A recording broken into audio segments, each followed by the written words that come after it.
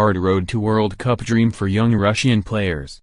Saransk, Russia. App. A large white banner hangs above a stand covered in peeled paint flakes and discarded sunflower seeds. The best start here.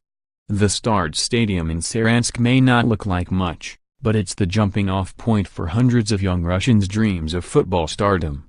Few will make it, and the world's largest country has struggled for years to develop enough world-class players.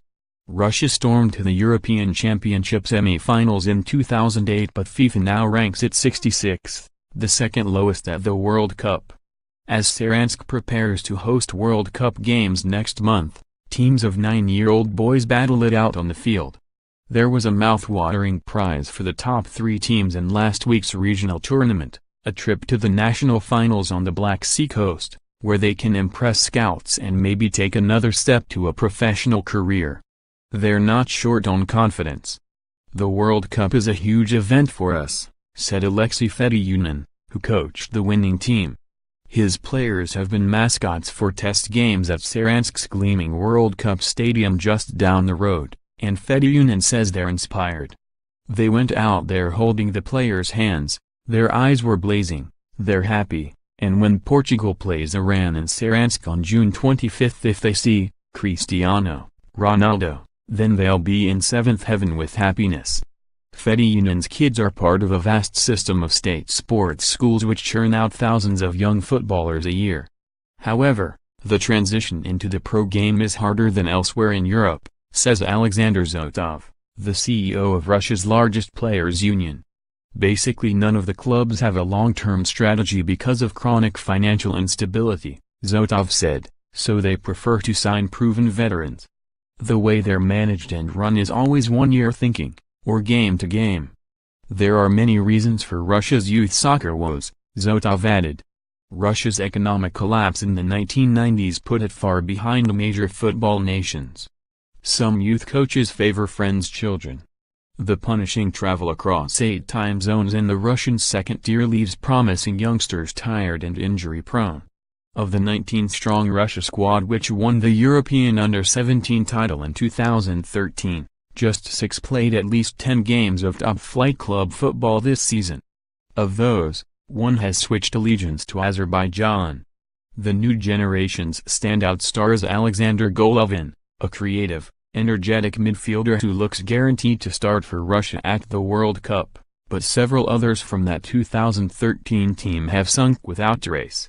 Russia coach Stanislav Cherchesov has also picked the 20-year-old forward Fyodor Chilev and 22-year-old twins Anton and Alexei Mrinchuk for his preliminary World Cup squad, though it appears unlikely they'll all make the final 23. Russia's efforts to help young players sometimes appear to make the situation worse. The Russian Premier League limits clubs to 6 foreign players on the field at one time. The idea is to keep spots open for young local talent. It also makes Russian players more valuable, sending their wages and transfer values soaring far beyond what foreign clubs will pay. Over the last 10 years, an entire generation of Russian players has stayed at home with virtually guaranteed places in their club's starting lineups. Russia was the only country at the 2014 World Cup without a single player who played in a foreign league. The only 2 foreign-based players in the 2018 squad, Fenerbahce's Roman Neustetter and Villarreal's Denis Cheryshev, grew up in Germany and Spain respectively.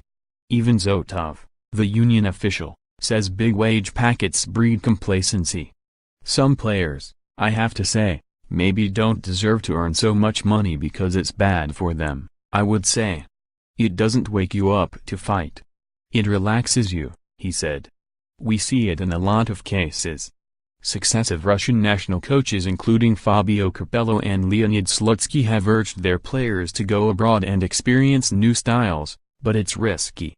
Russian players have a reputation for struggling to adapt to life abroad after Andrei Arshavin, Roman Pavlyuchenko and Alexander Kurzakov's patchy performances for English and Spanish clubs a decade ago. Slutsky, who coached Russia from 2015 to 2016, may have failed to persuade talented young Russians to leave home. However, in a time when Russia often seems better at computer soccer than the real thing, He's hopeful the World Cup can revitalize Russian football. "I think we will have a lot of new boys who dream football and exchange their gadgets and iPads to play football," he told the Associated Press earlier this month. "I hope the World Cup is a great opportunity not only to show our maximum level as a country, the political situation, but will be a serious motivation for the future." Francesca Ebel contributed to this report.